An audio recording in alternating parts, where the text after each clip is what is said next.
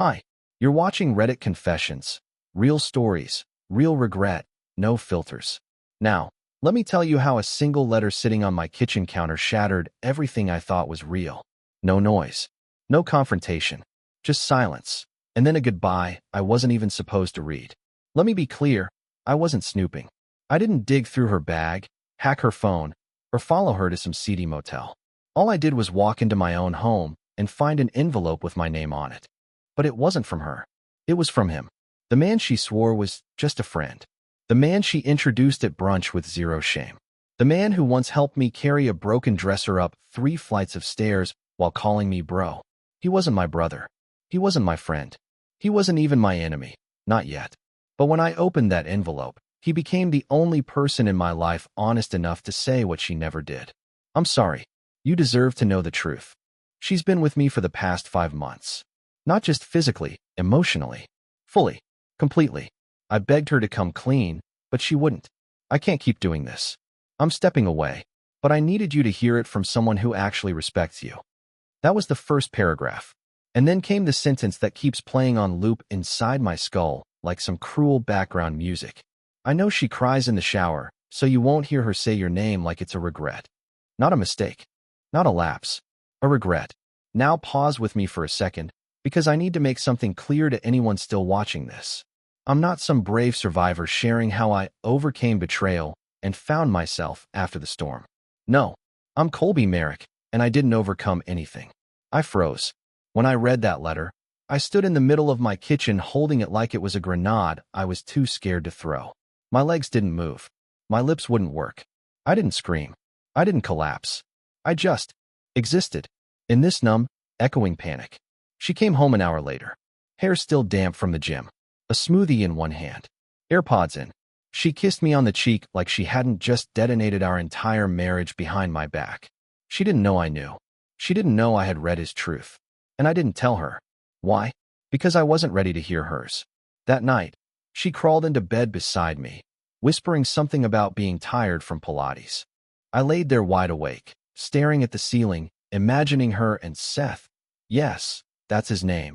Laughing behind my back like I was some side character in their twisted romantic comedy. I wasn't mad. Not yet. I was disappointed in myself. Because deep down, I'd known for weeks. Maybe longer. When she stopped asking how my day was. When she started wearing that specific perfume again. When she laughed at her phone more than at anything I said. But I never confronted her. I wrote grocery lists. I folded laundry. I smiled at dinner.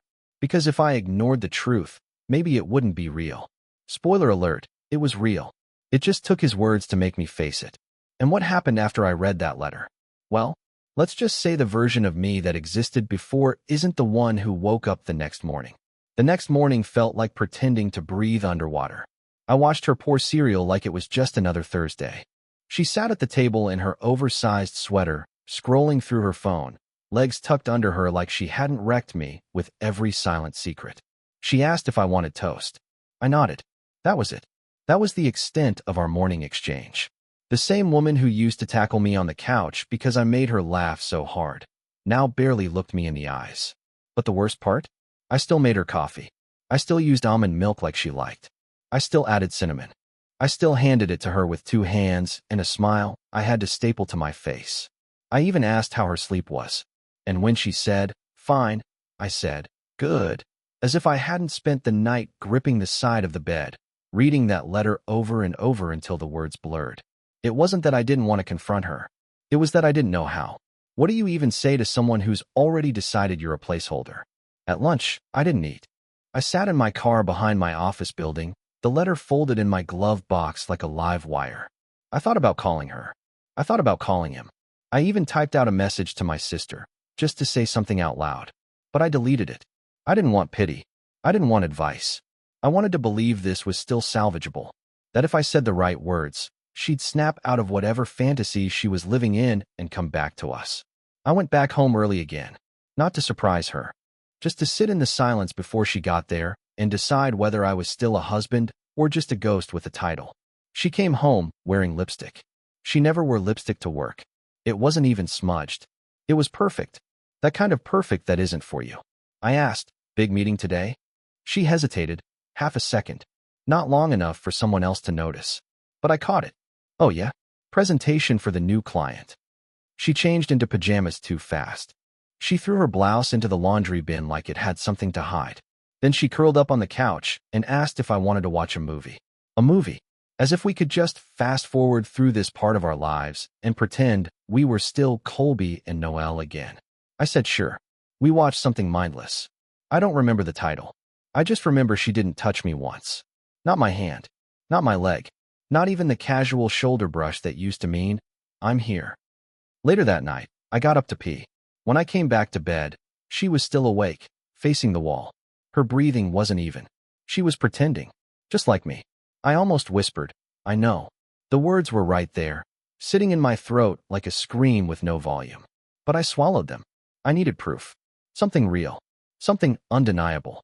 That letter could have been a trick. Maybe he wrote it out of bitterness. Maybe he was delusional. Maybe he wanted to sabotage us. Or maybe I was still clinging to the idea that she'd choose me. Again. So I waited. Over the next few days, I became a version of myself I didn't recognize. I started noticing patterns. The 4:17 p.m. text that made her smile, the new playlist on her phone named Studio Sundays, the time she left the room just a little too quickly when I walked in. I wasn't spying. I was observing. I was becoming a man who stared at his wife's silence like it was a foreign language he should have learned years ago. Then came Sunday. She said she had to go to a gallery opening. Alone. She looked me dead in the eye and said, it's just a networking thing. Silas might be there, but we haven't talked much. She actually said his name. With that much calm. I nodded. Sounds good. She smiled like she believed me. As soon as she left, I didn't follow her. I didn't install a tracker. I did something worse. I walked into her home office, opened her drawer, and found a second phone. It wasn't locked. Not even a passcode. And that's where I saw it. The photos. The texts. The ones she thought I'd never see. Him kissing her forehead. Her in his jacket. A message that said, I wish you'd stayed last night. I hate sleeping alone after you've been here. She'd been lying to my face. Every day? For months. And I'd been making her coffee. I sat there with the phone in my hand, my stomach trying to claw its way out of me, and all I could think was, what is wrong with me? Why wasn't I screaming? Why wasn't I packing her bags or throwing the phone against the wall? Instead, I placed it back where I found it. Carefully, quietly, I sat down on the couch and waited for her to come home. Because I wasn't done watching the show. I wanted to see what kind of lie she'd serve next, because now I wasn't the clueless husband anymore. I was the one writing the next chapter. She came home just after 9. Smelled like wine and lavender. Hair tousled, coat draped over one shoulder like she'd stepped out of a photo shoot. And she was humming. Not a song I recognized. Not one we ever listened to together. Just something airy and self-satisfied, like her day had been one uninterrupted compliment. I stayed on the couch. She didn't even flinch when she saw me. Did you eat? She asked, kicking off her boots. Yeah, I lied. I hadn't touched food since noon. My stomach was too full of silence and acid. She nodded and headed for the kitchen. No questions about my day. No curiosity. Just autopilot. That fake domestic rhythm where two people play house while pretending not to notice the mold behind the wallpaper. She poured herself a glass of something red, leaned on the counter, and said, the show was decent. Too many installations trying to be political. I blinked. That was the update. That was her report from an event where she was probably standing 2 inches from a man who once promised me he'd always have my back. I stared at her and said nothing. Because I wanted her to talk. I wanted her to volunteer the truth. Even a flicker of it. A breadcrumb. But she gave me nothing. Just a bored shrug and a yawn. We went to bed shortly after. Back to back. No goodnight. No kiss.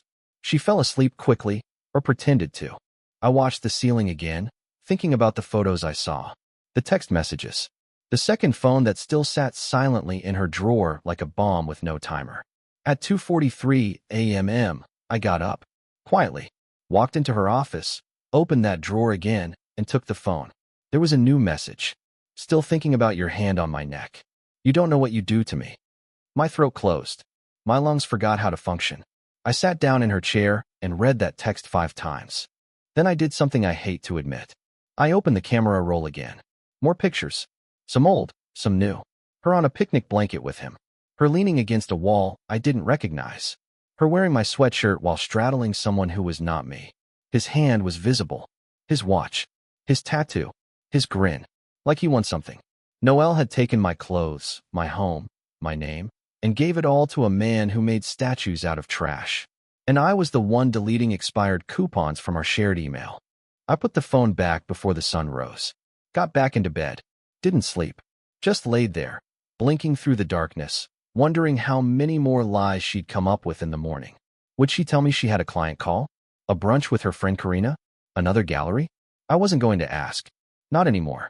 Instead, I decided to become a mirror. Reflect her performance back to her. No emotion. No suspicion. Just presence. Let her fill the silence. Let her trip on her own words. So when she rolled over at 7:08 a.m. and said, "Hey babe," I kissed her forehead and said, "You smell like roses." She smiled. Actually smiled. And that destroyed me more than the letter ever could. Later that day, while she was gone, probably networking, I began my little project. I didn't call a lawyer. I didn't pack a bag. I didn't call my parents. I started writing my own letter. One she would read. One she would not expect. Not angry. Not violent. Not bitter. Just precise. Cold. Quietly devastating. Because if she wouldn't confess, I'd let her sit in the echo of mine. But here's where it gets worse. That afternoon, the second phone buzzed again. I couldn't resist. I opened it. Not to hurt myself again, but to see if they were planning something. A meetup. A trip. Another secret. Instead, it was a message from Silas. Just 5 words. "Did you tell him yet?" That was the first moment I realized he didn't know I knew. And she hadn't told him. She was still lying to both of us. And in that single second, I wasn't sad anymore. I was curious. How far was she willing to go? And when would the truth finally catch up to her? I should have deleted the message. I should have shut the phone off, gone for a walk, screamed into a pillow, something. But I didn't. I sat there in her office chair, phone in my palm, rereading those 5 words from Silas. "Did you tell him yet?" That sentence rearranged my entire understanding of the situation. It wasn't just that she was hiding him from me. She was hiding me from him too. She was pretending to be 2 people in 2 separate worlds, and neither one of us had the whole truth. I suddenly wasn't just betrayed. I was a prop in someone else's performance. I didn't respond, obviously, but I watched the typing bubbles pop up and disappear, like he was struggling with what to say next. After a minute, a follow-up came through. "You said this week. You promised. You're not backing out, right?" That one hit different. I sat up straighter. What promise? What this week? I opened her calendar app, the one synced to the second phone, and my stomach dropped. There was a single entry for Saturday, color-coded in yellow. Final talk, clean break. Final talk, clean break. She was going to leave me. The decision was already made. The conversation was scheduled. The only person who hadn't been informed was me. I closed the app and sat in that awful quiet only liars leave behind. The kind of quiet where you start to hear your own thoughts like a ticking clock inside your ears. I didn't cry. I wish I had. Crying would have meant I still believed something could be saved. Instead, I laughed. Not a loud laugh. Just that hollow, breathy kind of laugh people make when the universe drops a brick on their chest. I laughed because she planned to end our marriage like it was a haircut. Just another appointment she could walk away from cleanly, neatly, painlessly. But I wasn't going to give her the satisfaction. For the next few days, I became an actor. A better one than she ever was. I made breakfast. I told jokes. I even complimented her new earrings, which I now knew were a gift from him. She beamed. Told me I was being sweet again. Said, "I missed this version of you." And all I could think was, "You don't miss me. You miss the version of me that doesn't know what you're doing." By Friday, I had finished the letter. My letter. The one I planned to leave for her the morning after her clean break. I wrote it by hand. 8 pages. Not bitter. Not blaming. Just quiet observations. Details she forgot I noticed. Things like how she stopped making our bed, how she didn't ask about my mom's biopsy, how she used to correct people when they mispronounced my name and now doesn't even say it out loud. The last page was the hardest. That's where I wrote the line I knew would break her if she still had anything left to break. "You didn't fall out of love with me. You just fell in love with someone who doesn't remind you of who you really are." I folded the letter, slid it into an envelope, and placed it in my coat pocket. I didn't know yet if I'd give it to her, but I needed to know I had something ready. And then came Saturday. She left around 11 a.m., said she had errands to run. No explanation. No specifics. Just vague, floaty words designed to be untraceable. I said, "Have fun," and smiled. She smiled back, but it didn't quite reach her eyes. Something about me made her nervous now. Good. I waited 30 minutes. Then I got into my car and followed her. No, not like in the movies. No tinted windows or trench coat or stakeout snacks. Just me, in my 10-year-old hatchback, watching her drive 3 neighborhoods over and pull into the parking lot of a boutique hotel. She went inside. Alone. No suitcase. No overnight bag.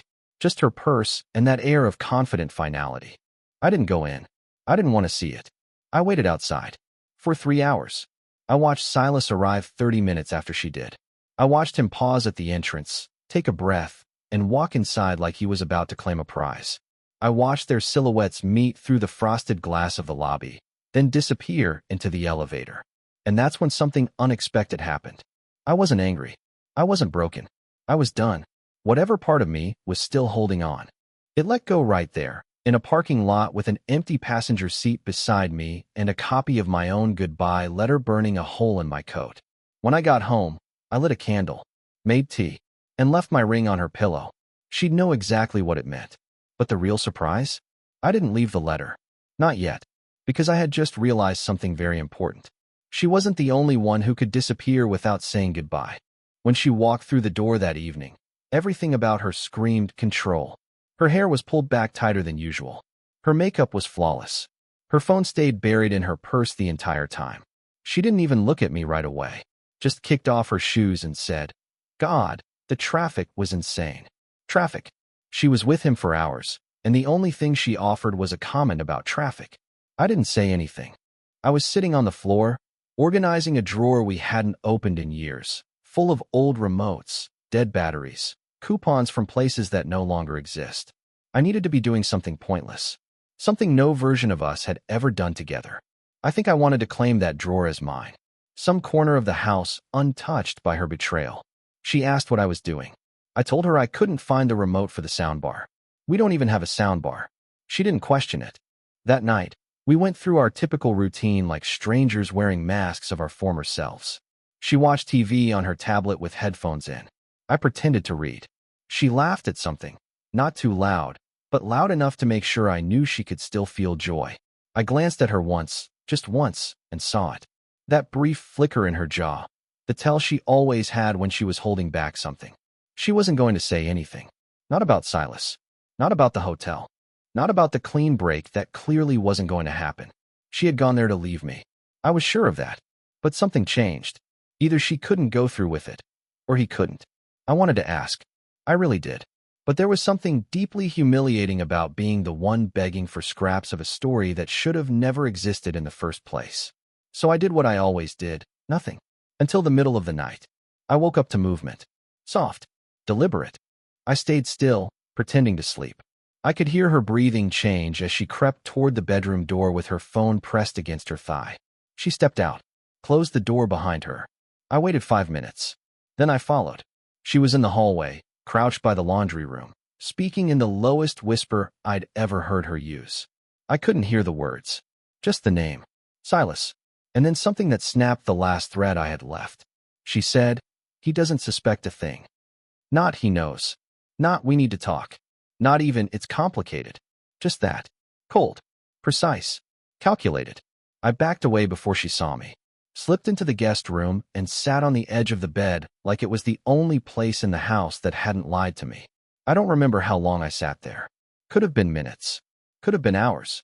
But when she returned to our bed and crawled under the covers like she hadn't just fed someone else a new lie, I knew I was done being quiet. The next morning, she woke to an empty house. No note. No letter. No forwarded calls. I took my car, my keys, a backpack with 2 changes of clothes, and drove 3 hours north to a cabin my dad used to take me to when I was a kid. I hadn't been there in over 15 years.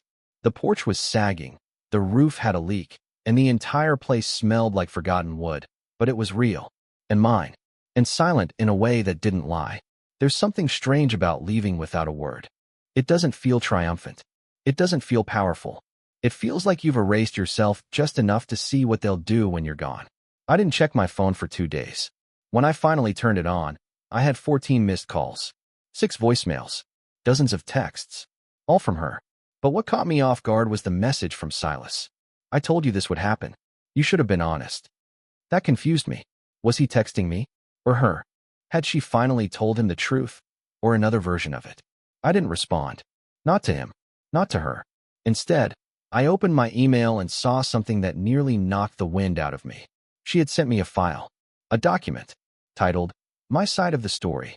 And I swear to you, I didn't want to open it. But curiosity is louder than pain. So I clicked. And what I read in that document didn't make me feel better. It made everything worse. Because it wasn't a confession. It was a justification. It started like a college essay. Centered text. Title in bold. One line above the body of the message, like she wanted it to look professional. My side of the story. I remember laughing when I saw the title. Not out of humor, just that sharp, breathless laugh that escapes when your chest is too full of disbelief. She had formatted her betrayal, like she thought clarity would soften it. I sat on the floor of the cabin, the dim light from the single lamp pooling around my laptop, and braced myself. I told myself I wouldn't let it get to me, that I already knew the worst. But I didn't. Not really. Because this wasn't a confession. This was a slow, calm dissection of our marriage, and of me. Colby, I'm not asking you to forgive me. I know that might not be possible, but I need you to understand why it happened. I should have stopped there. I should have closed the file. But I kept reading. Because there's always that small, pathetic part of you that thinks, maybe there's a sentence in here that makes the pain make sense. She wrote about how lonely she felt in our relationship. How I had become emotionally unavailable over time. How I was a great man, but not the right man. She actually said that. Not the right man. Like she was shopping for shoes, and I just didn't fit the look anymore. You were stable, safe, thoughtful. You were everything someone should want. But I didn't feel alive. And when I met Silas, it wasn't about physical attraction. It was about energy. He reminded me of the version of myself I lost. She talked about herself a lot. Her feelings. Her needs. Her evolution. But when she mentioned me, it was clinical, like I was a roommate she had outgrown. Like I was background furniture in the story of her rediscovery. I didn't plan to fall for him, but I didn't stop it either. And maybe that's the part that hurts you the most. Not just that I betrayed you, but that I didn't fight it. She was right. That was the part. The decision. The choice. The moment where she could have paused and said, this will destroy him, but didn't. The rest of the document tried to rationalize everything. How she felt trapped in comfort. How she wanted to talk to me, but couldn't find the right time. She even had the audacity to say she was grateful for the life we built, but that it wasn't sustainable. Like a marriage is some failing startup you cut losses on. And the final paragraph, that one burned. If you walk away forever, I understand. But if there's even a small part of you that can recognize this as something bigger than us, a shift, a moment in time that had to happen, then maybe one day we can talk again. Not as husband and wife, but as people who once mattered deeply to each other. People who once mattered. I closed the laptop. I didn't cry. I didn't scream. I just felt erased. I stood up, walked outside into the cold night, and stared at the trees. The air was sharp, the kind that cuts your lungs just enough to make you feel real. I stayed out there for hours, until the numbness in my fingers felt safer than the ache in my chest. In the morning, I checked my phone again. Another message from Silas. I told her to be honest with you. I never wanted it to happen like this. No apology, just a subtle rebrand. He didn't do anything. It just happened. A shared narrative. I didn't respond. Not to him, not to her. But for the first time, I wasn't unsure about what I needed to do. I wasn't going back. Not to the house. Not to her explanations. Not to the version of myself that waited around to be chosen. Instead, I called a storage unit near the cabin. Paid for 3 months. Drove back into the city late at night, when I knew she'd be asleep. Walked through the house like a ghost. I packed what I needed. Clothes. Books. The few things that were mine alone. I didn't touch anything we bought together. Let her keep the illusion. Let her decorate around the absence. Before I left, I did one thing. I placed my letter, the one I wrote before she sent hers, on the kitchen table, right beside the bowl where she usually tossed her keys. Not out of vengeance. Not to hurt her. Just so she'd know I already knew. before she ever tried to justify it. That all the pretty formatting in the world wouldn't rewrite what she'd done. And I added one last line at the bottom, not in the letter, but on the envelope. I cried for you long before you even noticed I was gone. And then I locked the door and walked away. The funny thing about walking away is how unsatisfying it actually is. You expect it to feel cinematic, like there should be music, clarity, some final breath of freedom. But mostly it's quiet and disorienting, like realizing the floor you've always stood on was made of sand. For the first few days in the cabin, I did nothing. I mean that literally. I didn't unpack, didn't write, didn't scream into a forest or take up meditation or whatever people on the internet suggest you do when your life collapses. I just sat in a room that smelled like cedar and mildew, eating cereal from the box and staring at walls like they owed me answers. I ignored my phone again, not because I was being dramatic, but because I was scared. I didn't want to read another message that tried to convert heartbreak into poetry. I couldn't stomach one more line of her voice filtered through apology and self-reinvention. And then, on the fourth day, I made the mistake of checking voicemail. There were 3 from her. The first was calm, practiced, like she was leaving a reminder for someone she used to know. She said she received the letter and that it explained a lot. She thanked me for the grace I'd shown by not exploding. Grace? I laughed out loud. A dry, ugly sound. There's no grace in collapsing inward. The second voicemail came 10 hours later. Her voice was different, tighter, edges fraying. She said she didn't expect me to disappear, and that she was worried and confused. That part, that's what got me. Confused? You sleep with someone else for half a year, lie to your husband's face, plan a secret goodbye in a hotel room, and you're confused when he disappears? Noelle always had this way of shifting narrative, bending the shape of truth until it wrapped around her like a scarf. Soft, warm, harmless. But it was the third voicemail that made something inside me go still. It wasn't long. Just one sentence, whispered through tears.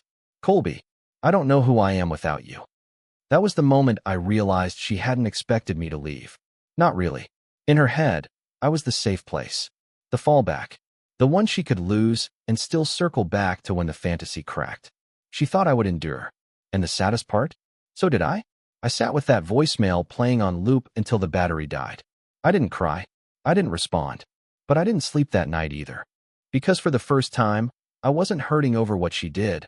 I was hurting over how used to it I had become. All the little humiliations. The soft betrayals. The nights she turned her back to me, and I blamed myself. That wasn't new. That was routine. The next morning, I did something small. But it felt enormous. I took my wedding ring, the one I hadn't worn since I left, and buried it in the dirt by the lake. No speech. No fire. Just the soft sound of it sinking beneath the earth. That was the first real goodbye. I stayed in the cabin for another week. I made lists. I read old journals. I found an old fishing rod in the shed and failed spectacularly to catch anything. But it wasn't about the fish. It was about stillness. About finding a version of myself who wasn't just the guy she left. And then, on a random Tuesday morning, I opened my email. One message. From Silas. Subject line, "You don't owe me anything." I should have deleted it. I should have marked it as spam. But curiosity still had claws, and it dragged me right in. The message was short, barely a paragraph. He said he knew I'd probably never want to speak to either of them again. He said he didn't expect forgiveness, but he wanted me to know one thing. She didn't tell me you knew. She never told me you left. I found out when I went to the house and saw your letter on the table. She let me believe it was still just us two in the dark. I thought you were the villain. I didn't realize she'd made us both her audience. I stared at that line for a long time. I didn't realize she'd made us both her audience. Suddenly, everything shifted. She hadn't chosen him. Not really. She hadn't chosen me either. She'd been performing the whole time, casting herself in different roles depending on the room she walked into. Wife, lover, victim, visionary, but never just honest. I closed the email. And that night, for the first time in months, I slept straight through until morning. Because for once, there were no more letters. No more performances. No more versions of the truth. There was just me. And the last step I still had to take. There was no grand finale. No last scream. No final text. No doorstep confrontation under a pouring sky. I didn't go back. She didn't chase me. We just Let the silence stretch between us until it hardened into something we both understood. Final. And somehow that was enough. After nearly 2 weeks in the cabin, I drove back to the city, not to her, but to myself. I moved into a one-bedroom apartment above a bakery that smelled like warm bread every morning. I bought secondhand furniture. I started putting plants on windowsills. I set alarms not because I had to, but because I wanted to get up early again. One morning, I stood in the middle of my new living room, holding a cup of coffee, and realized I didn't feel like a ghost anymore. Not because the pain disappeared, but because I stopped fighting it. I stopped waiting for closure from someone who had already rehearsed her next scene. I stopped trying to rewrite a story that had already ended 3 chapters ago. And I stopped punishing myself for loving her longer than she deserved. I thought I would feel bitter, angry, like the weight of everything she'd done would rot inside me forever. But it didn't. Instead, it made space. Space for quiet, for peace, for the kind of stillness you only get after every lie has burned itself out and you're finally alone with something honest. I started writing again, not letters this time, just thoughts, small truths, things I forgot I believed in, that people can change, that some endings are beginnings, that love doesn't always mean staying, and that walking away doesn't make you weak. I didn't block her. I didn't delete her number. I just stopped expecting her name to show up. I stopped hoping she'd say the one sentence that could fix everything, because I realized no sentence could. Some stories don't get redemptions. They just end. And now, months later, I can finally say this without shaking. I'm okay. Not perfect. Not healed beyond recognition. Just okay. And in this quiet little life I'm building brick by brick, that's more than enough.